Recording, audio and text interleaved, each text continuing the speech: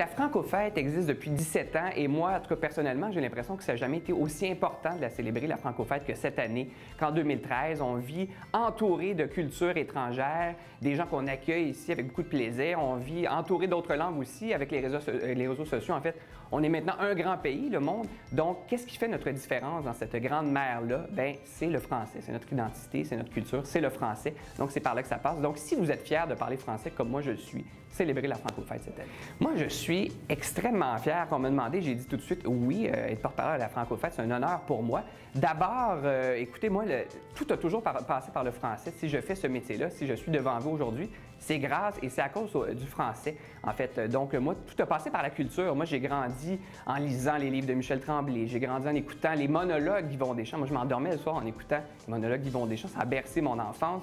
C'était comme mon deuxième grand-papa, Yvon, et tout était dans la belle langue d'Yvon. J'ai grandi en écoutant la musique d'Harmonium. Moi, au secondaire, je m'identifiais beaucoup à la musique québécoise, Harmonium, entre autres, Beau Dommage. Par la suite, il y a eu Malajube, Carquois, Ariane Moffat. Donc, pour moi, tout passe par la culture, passe par la langue. Donc, tout passe par la langue. Et là, aujourd'hui, je suis comme une personne, en fait, qui est devant vous en train d'inviter les gens à venir la célébrer, cette langue-là.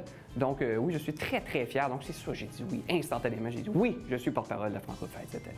Moi, c'est assez spécial. J'ai eu une enfance un peu schizophrène, c'est-à-dire qu'à la maison, mon père, qui parlait à peine français quand je suis né, il connaissait quelques mots. Il parlait en anglais avec ma mère. Ma mère avait essayé de lui parler en français tout le temps. En même temps, mon père devait se trouver un emploi ici, mais il ne parlait pas encore français.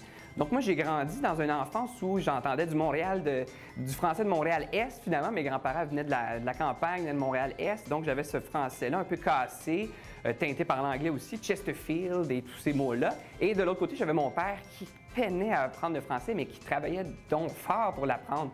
Donc, j'ai eu en même temps un bel exemple au moment où je suis né. Mon père, quelqu'un qui ne parlait pas du tout français, mais qui a commencé à l'apprendre et qui, encore aujourd'hui, travaille très fort pour l'améliorer.